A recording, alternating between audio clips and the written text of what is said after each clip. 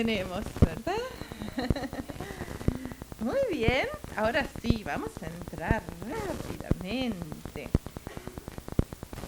Porque ustedes saben que yo hablo largo. En el libro de Ruth. Hace tiempo que no hablamos del libro de Ruth, ¿verdad? Yo les voy a contar un secreto.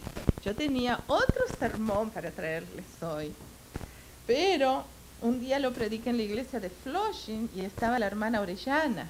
Y yo digo, ay, no voy a ir el sábado y predicar de nuevo a la hermana Orellana el mismo sermón. Entonces preparé otro y la hermana Orellana no vino hoy.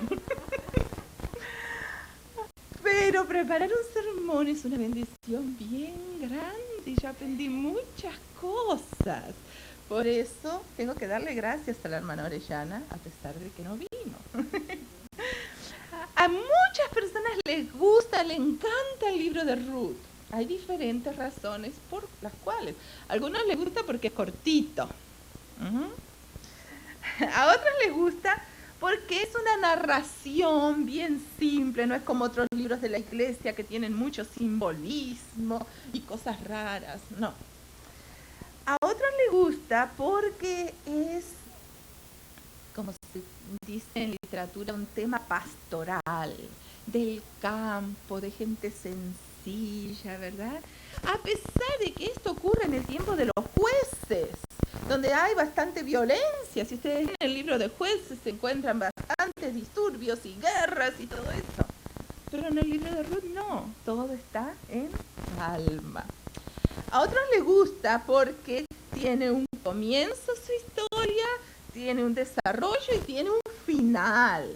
No quedan cosas ahí en suspenso que pensamos, ay, ¿qué habrá pasado con este o con el otro? ¿Cómo le habrá ido? No. La historia termina ahí. A otros les gusta porque es romántico. ¿Sí o no? ¿No les gustan las cosas románticas? Especialmente a las jóvenes. Es una historia de amor también y que termina bien. Quizás haya aquí personas que no conocen, que no han leído el libro de Ruth.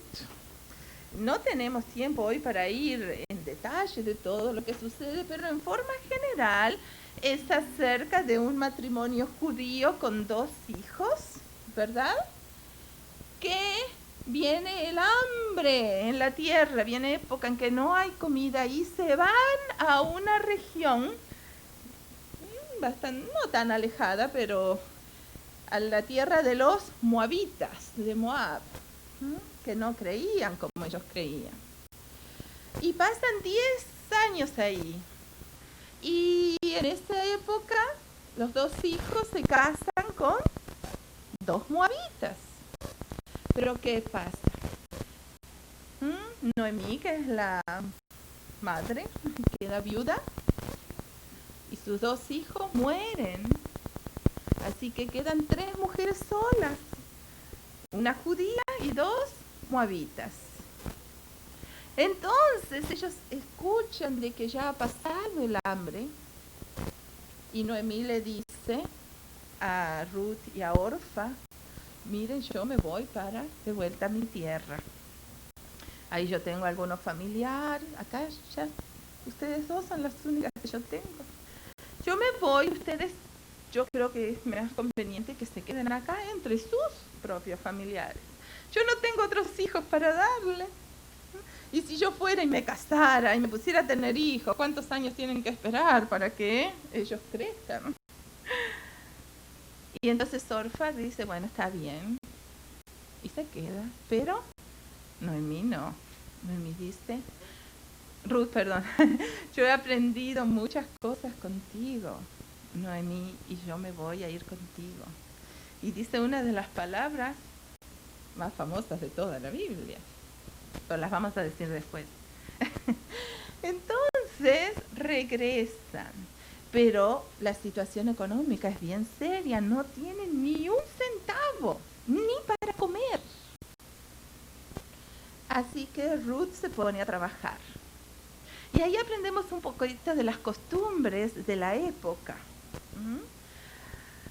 Como está en la Biblia, cómo se debía de cuidar de los pobres. Y una de las formas escritas por Dios en la Biblia para cuidar de los pobres es que había ciertos lugares de donde se plantaban en los campos que había que dejarlos para los pobres. Y otra de las cosas que ellos podían hacer es ir detrás de los que cosechaban, y lo que a ellos se les caía, se lo podían llevar. Y ahora era época de la cebada, de recoger la cebada, así que Noemí le dice, mira, Ruth, vete al campo de este señor, un señor muy rico, y ponte ahí a recoger de lo que sobra, según como era la ley de la época. Y así lo hace Ruth.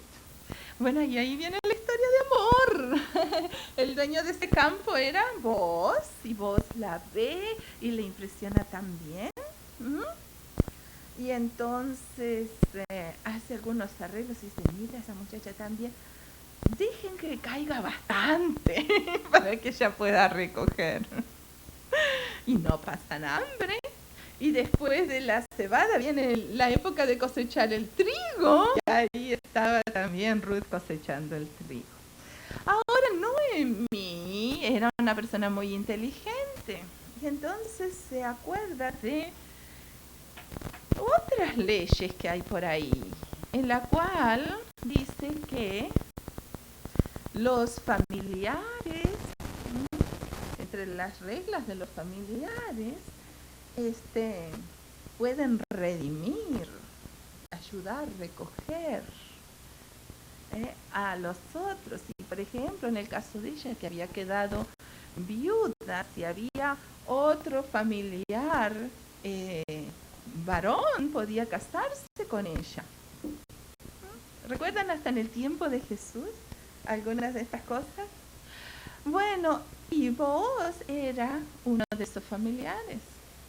Y yo no sé si él lo sabía o no, pero él no tomó la iniciativa de decirle a Ruth, mira, yo te voy a redimir.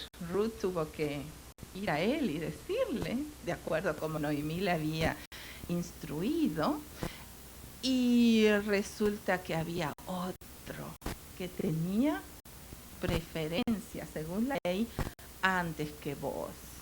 Entonces vos le dice, mira, yo voy a ir a hablar con el fulano, y si él no quiere redimirte, entonces yo te redimo.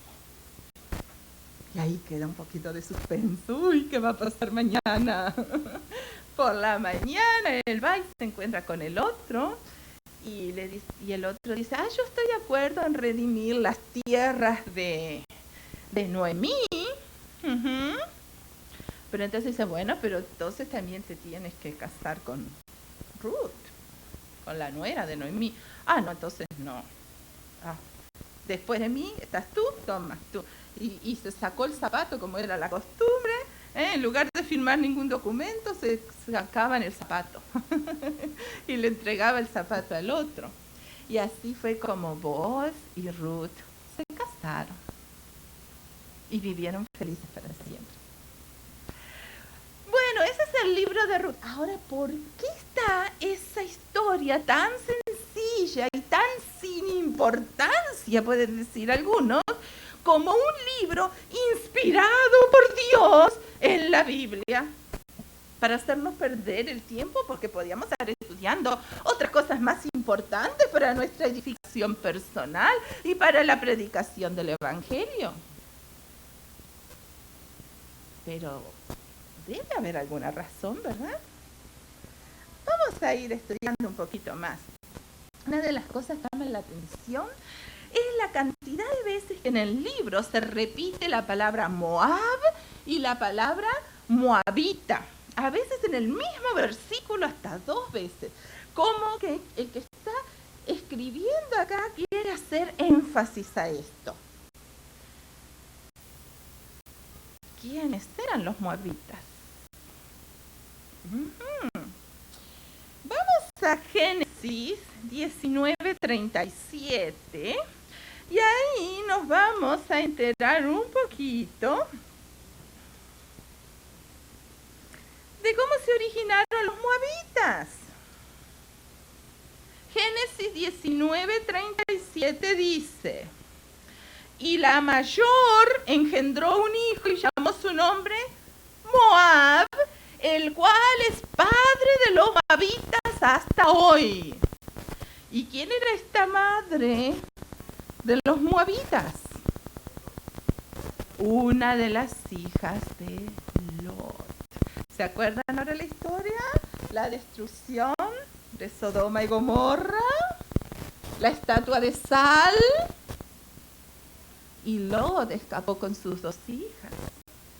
Y estas 2 hijas, dice un poco adelante, miren en el versículo 31. Entonces la mayor dijo a la menor: nuestro padre es viejo y no queda varón en la tierra que entre a nosotras conforme a la costumbre de toda la tierra.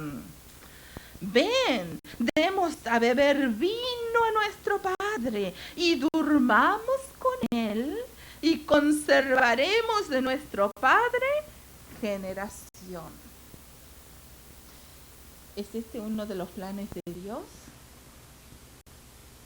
No, es contrario completamente a los planes de Dios. Pero así fue como se originaron los moabitas. Y la otra hija tuvo otro hijo que le llamó Ben-Ammi, que es el padre de los amonitas. Hoy ustedes pueden leer en la Biblia la historia de los moabitas y de los amonitas. ¿Cuál fue el origen del pueblo de Dios, de los judíos? Abraham, la promesa hecha por Dios directamente a Abraham, de que iba a ser un pueblo numeroso, etcétera, etcétera. Ese fue el origen de los judíos y ellos estaban bien orgullosos de su origen. ¿Cuál era el origen de los moabitas? Un padre borracho y su hija. ¿Podían estar orgullosos de ese origen? No, avergonzados. Así que cada vez alguien veía a Ruth: oh, esta es la moabita. ¿De qué se acordaba? De Lot y de su hija. Pero no solo eso. Vamos a Jueces 11:17. Jueces 11:17. Muchas veces se menciona a los moabitas en la Biblia. Esta es una de esas ocasiones que el pueblo de Israel andaba en su peregrinaje. Vamos a leer desde el 16. Dice: mas subiendo Israel de Egipto, anduvo por el desierto hasta el Mar Rojo y llegó a Cades. Entonces Israel envió embajadores al rey de Edom diciendo: yo te ruego que me dejes pasar por tu tierra. Mas el rey de Edom no los escuchó. Envió también al rey de Moab, el cual tampoco quiso. Quedóse por tanto Israel en Cades. Qué hospitalarios que eran los moabitas. Les piden permiso no para quedarse en las tierras de ellos, sino para pasar por las tierras de ellos. ¿Y qué les dicen? No. Así que cada vez que veían a Ruth, la moabita, esta gente que conocía mucha historia, ¿en qué pensaban? Nos despreciaron. Nos dejaron a un lado, que nos arreglásemos como pudiésemos. ¿Era bueno eso para Ruth? No. Ok, de otra cosa se acordaban también. Se acordaban de Balac y de Balaam. Vamos a Números 22.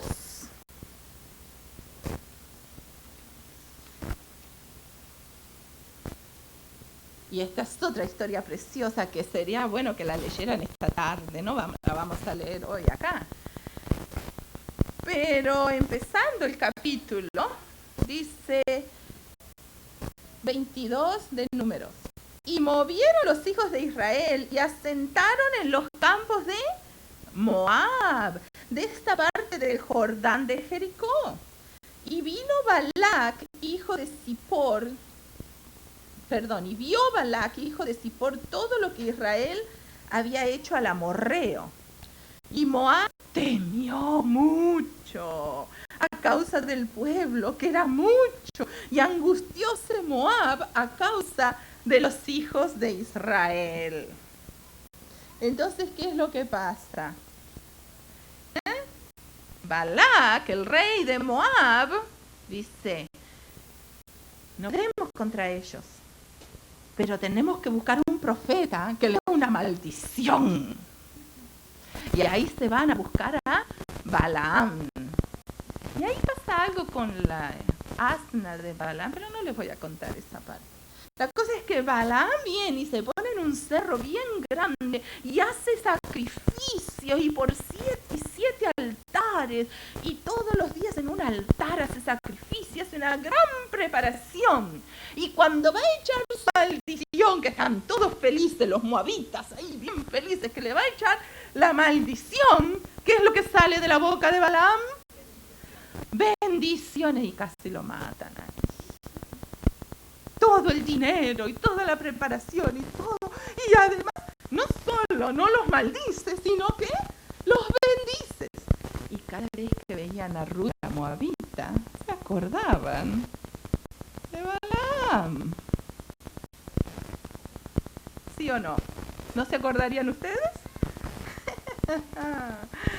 La superioridad del Dios de ellos. Y también se acordaban de otra cosa. En Jueces 3. Esa historia de Jueces 3. En Jueces 3, 12 y 14.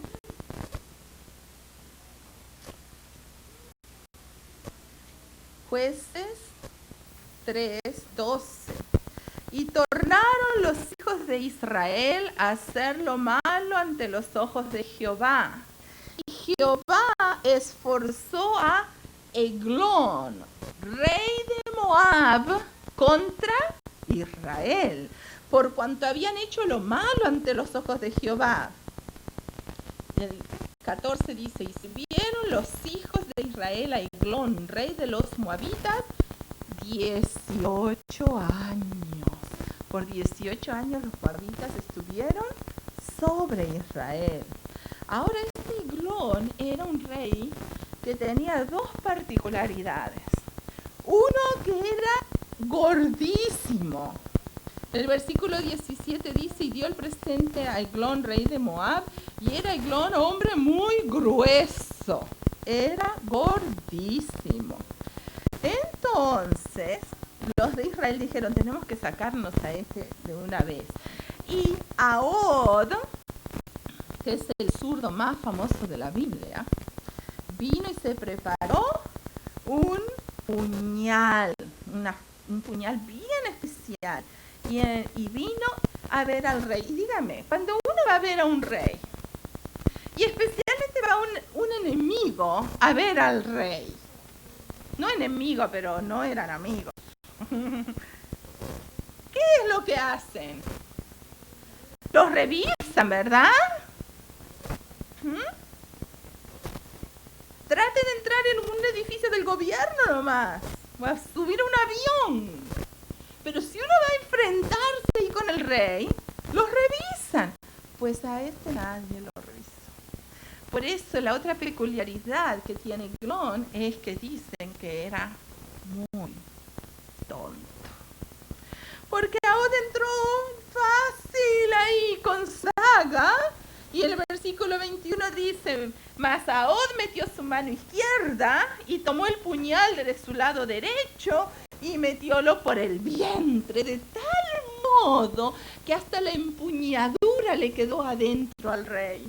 Y como era gordo ni se veía, y todo lo que salió de sus intestinos quedaba por ahí, Y vinieron los siervos y ni se dieron cuenta de que estaba muerto. Hasta el rato, y mientras tanto, Ahod se había escapado.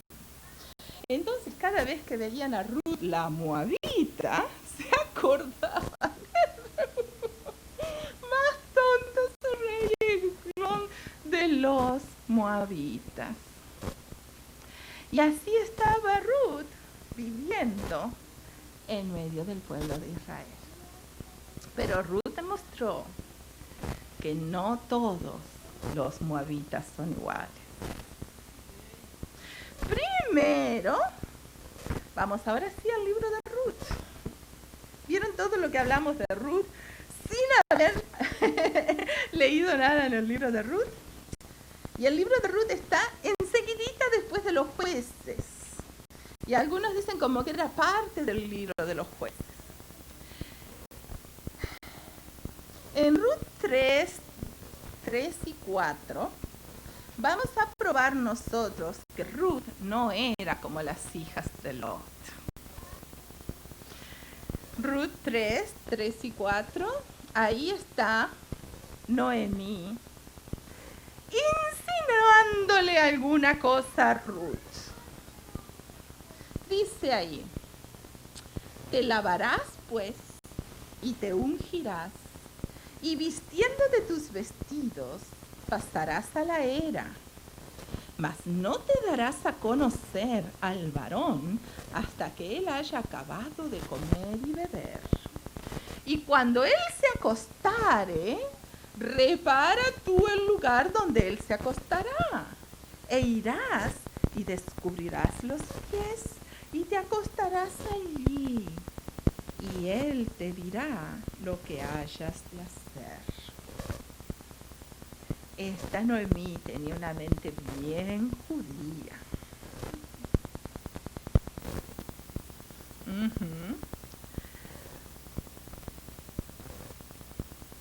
¿Ven las similitudes entre la hija de Lot y Ruth aquí? Espérate a que él haya comido y bebido. Y ahí bebían bien después de un día de trabajo. Y cuando él se acueste, tú vas y te le acuestas al lado. Pero Ruth, ustedes siguen leyendo el capítulo, ella no hizo todo lo que Noemí tenía la intención de que ella hiciera. Ella cuidó a Boaz, sí le preparó la cama, ella se acostó a sus pies, pero en una forma de respeto. Ella no era como la hija de Lot. Luego, hay otra similitud acá, sí, que no se me escape esto. Fíjense en el capítulo 2 y el versículo 8. Entonces Boaz dijo a Ruth, oye, hija mía, no vayas a espigar a otro campo ni pases de aquí, y aquí estarás con mis mozas. Lot y su hija, y acá Boaz, ¿cómo la llama Ruth? Hija mía, y después repite por otro lado también, la llama hija mía. Pero la similitud acaba ahí, porque Ruth era muy superior a la hija de Lot y tenía lo que había aprendido de Dios a través de Noemí bien firme en su corazón. Y después a los moabitas los acusaban de que no eran hospitalarios, sino que habían querido ayudar al pueblo de Israel. ¿Qué hacía Ruth con Noemí? ¿Saben cuánta cebada ella se cargó para llevarle a Noemí? ¿Y cuánto trigo? Eran libras y libras y libras. Vamos a ver en el capítulo 2, el versículo 14. Miren, en el capítulo en el versículo 14, ahí le dan de comer a ella. Y en el versículo 18 dice, y tomólo y vínose a la ciudad. Y su suegra vio lo que había juntado una cantidad, y así lo cargaba ella sobre sí. Sacó también luego lo que le había sobrado después de su harta, eso del almuerzo que había tenido, y dióselo. Hasta parte del almuerzo que le habían dado a ella, Ruth llevó a Noemí. Ella no era como los moabitas, egoístas que no quisieron ayudar. Ella ahí hacía todo lo que podía y un esfuerzo bien grande para ayudar a su suegra. ¿Por qué? Porque ella tenía a Dios en su corazón. Y los moabitas habían buscado a Balaam, ¿verdad? Para darle esa maldición al pueblo. Pero Ruth dejó a sus dioses para adorar al verdadero Dios de Israel.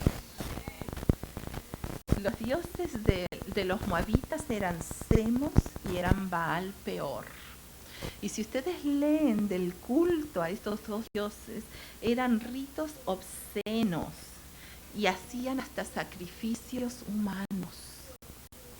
Y a pesar de que Ruth se había criado en eso, ella había conocido al Dios verdadero.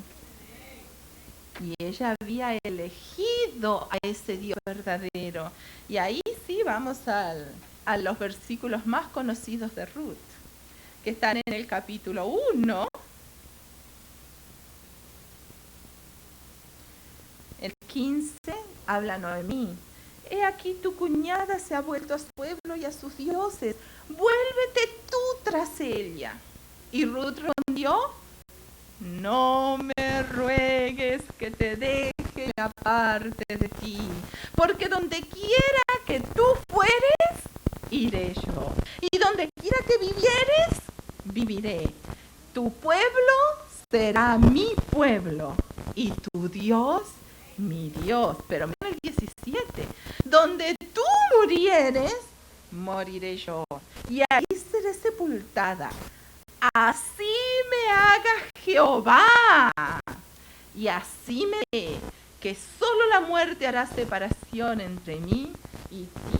¿Por qué es esto? Por Jehová. Porque yo quiero seguir a Jehová. Yo conocí a Jehová a través de ti y yo quiero seguir adorando a Jehová hasta que me muera.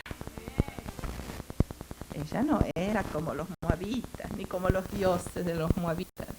Ella era mejor que muchos judíos que habían abandonado la adoración a Jehová. Y ella no era tonta como Eglón, no. Ella era bien inteligente.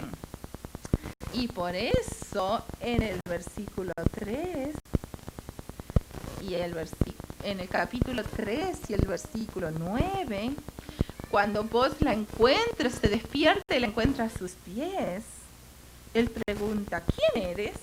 Y ella respondió, yo soy Ruth, tu sierva. Extiende el borde de tu capa sobre tu sierva, por cuanto eres pariente cercano.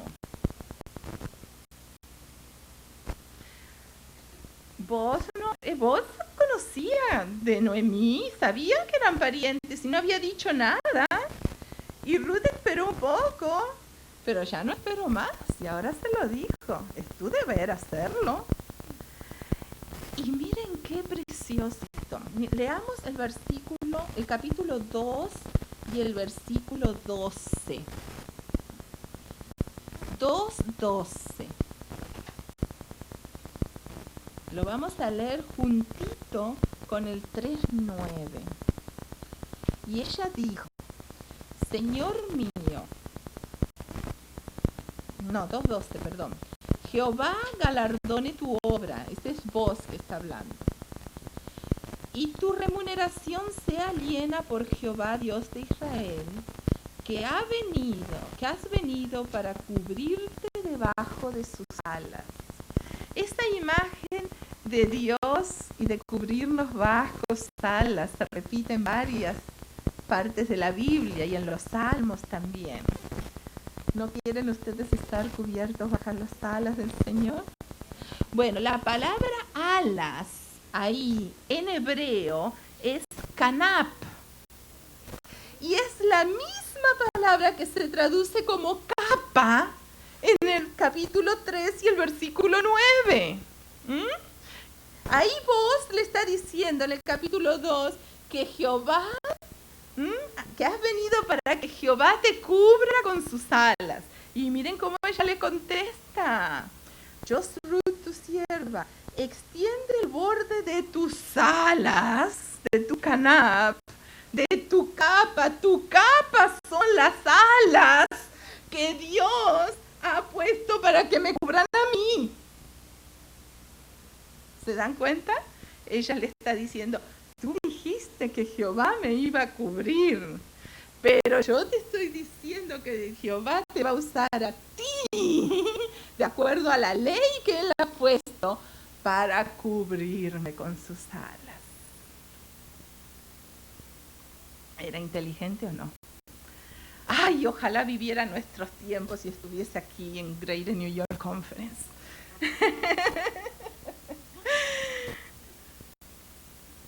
Hermanos, ¿qué es importante para Dios? ¿Nuestro pasado o nuestro presente? ¿Lo que éramos antes o lo que somos ahora? ¿Qué vale más? ¿El país de donde venimos, la raza que pertenecemos, el idioma que hablamos? No, eso no vale nada. Nosotros como somos ahora al entregarnos a Cristo, eso es lo que tiene valor ante Dios. Estamos en este mundo en un desarrollo constante. El Señor ha empezado la obra en nosotros y Él la continúa de acuerdo como nosotros se lo permitimos. Hay cosas de nuestro pasado que nos llevan a quedarnos ahí, a que no podamos seguir avanzando. Tenemos que quitarlas.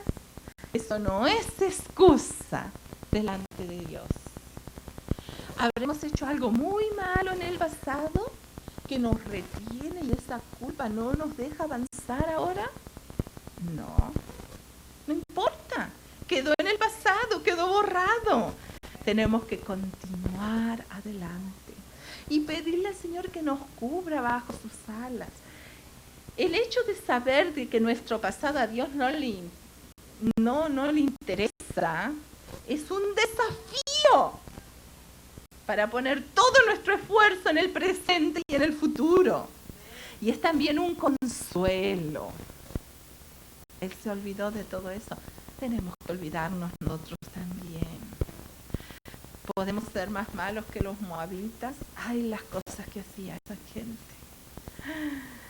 Las cosas que hacía esa gente. Y sin embargo, Ruth, la moabita, miren lo que llegó a hacer. Vamos a leer en el último capítulo, el 4, el versículo 13, dice, vos pues tomó a Ruth y ella fue su mujer. Y luego que se unió a ella, Jehová le dio que concibiese y tuviese un hijo. Y ese hijo dice ahí que Noemí lo agarró y lo cuidaba y era su nieto, su único nieto. Que en realidad no era su nieto. Pero ella lo quería tanto que decían que hasta era el hijo de Noemí. Y miren el versículo 17. Y las vecinas diciendo, a Noemí ha nacido un hijo. Le pusieron nombre y llamáronle Obed. Y miren qué pasó con Obed. Este fue el padre de Isaí, padre de la moabita, despreciada por el pueblo de Israel. él como todos los moabitas. Y si seguimos en la generación de David, ¿a dónde llegamos? ¿A Jesús? Amén. ¿Puede Dios cambiar a las personas? No importa cómo sean. No importa, Él les puede dar el lugar más predominante. Porque nuestro pasado es eso, pasado. Quedó atrás. Nuestro presente es lo que importa. Porque de nuestro presente ahora es que depende nuestro futuro. ¿Quieren ustedes llegar a conocer a Ruth en el reino de los cielos? ¿Y conversar con ella? Ay, yo sí quiero mucho. Y a mí también, una persona muy interesante. El Señor no hace acepción de personas. Y en la lectura bíblica que leímos, decía que para Él no hay griego, ni judío, ni hombre, ni mujer, ni viejo, ni joven. No importa cómo seamos. Cristo hubiera venido aquí a esta tierra a morir por uno. No importa si hubiera sido un hombre, una mujer, un niño, un viejo, un colombiano. ¿Cómo nos ama nuestro Señor? ¿Qué es lo único que Él nos pide? Que tengamos el mismo sentir de Ruth cuando dijo: tu pueblo será mi pueblo y tu Dios será mi Dios. Él quiere ser tu Dios y quiere cubrirte con sus alas y con su capa. Déjalo. Amén.